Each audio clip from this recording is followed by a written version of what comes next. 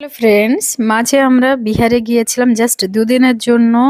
তো সেখানে গিয়ে বিহারের অথেন্টিক যে লিট্টি চোখা এটা খাওয়ার খুব ইচ্ছে ছিল।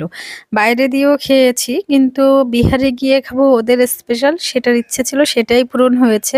তো দেখো লিট্টিগুলো কি সুন্দর সেঁকে নিচ্ছে আগুনের উপরে রেখে, আর এখানে তৈরিও করে নিচ্ছে লিট্টি। এই যে ওরা ভরে নিচ্ছে। যার দোকান থেকে খেয়েছিলাম এনারা দুই ভাই এইগুলো তৈরি করছে, ওনাদের মা ছিল পাশে। ওই যে, তো চলো দেখাচ্ছি তোমাদের সাথে আর কি কি ছিল লিট্টি চোখার সাথে।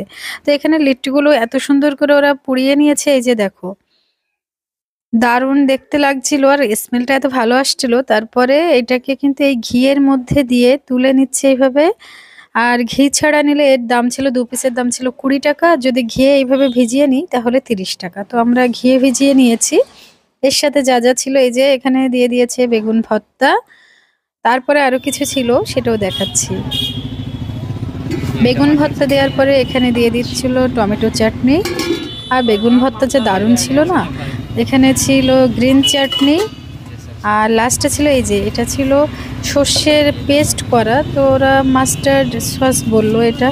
তো কিভাবে করেছে ওটা ঠিক আমি জানি না, শুধু সর্ষে ওর সাথে কিছু।